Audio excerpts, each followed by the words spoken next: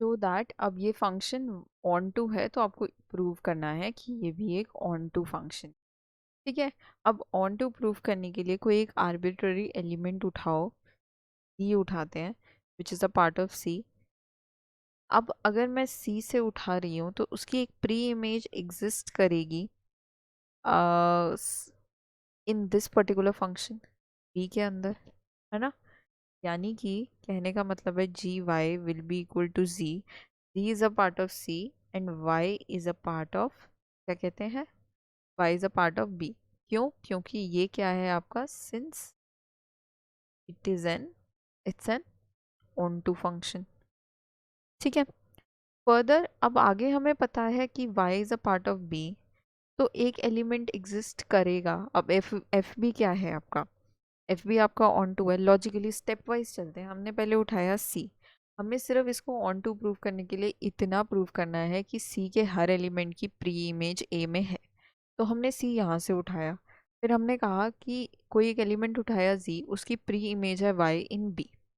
ठीक है, अब y क्योंकि ऑन टू फंक्शन है तो सारे एलिमेंट्स की सी जैसे z जैसे बहुत एलिमेंट होंगे इन सेट सी, उन सब की प्री इमेज है b के अंदर।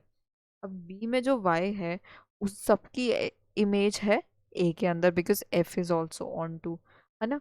यानी कि a टू c वो प्री इमेज जा रही है। देखो पहले तो कोई भी, अगर मैं इसको एरो डायग्राम से समझाने की कोशिश करूँ तो मान लो 2 3 4 सी में है और ए बी सी डी इसमें है, और यहाँ पे आपका 8 9 7 है। ठीक है, तो अगर 2 की इमेज 1 है, ये ए है, और ए की इमेज 8 है, तो अगर मैं पूरा सीधा ट्रैवल करूँ तो मैं 2 की इमेज 8 बोल सकती हूँ।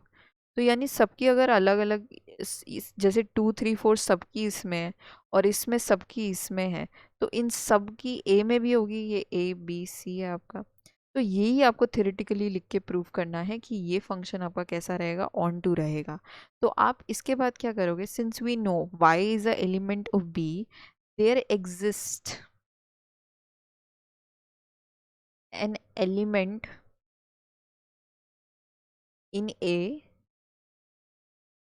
that is a pre-image of y। ठीक है, since f is onto, क्योंकि f ऑन टू है इसीलिए। ठीक है, देयरफॉर ये क्या इम्प्लाई करेगा, g of F X is equal to g of F X is equal to G Y equals to C, which implies ये क्या है, G Y equals to G, which further implies ये कैसा function हुआ, on to function हुआ है। Composite function कैसा है, ऑन टू फंक्शन है।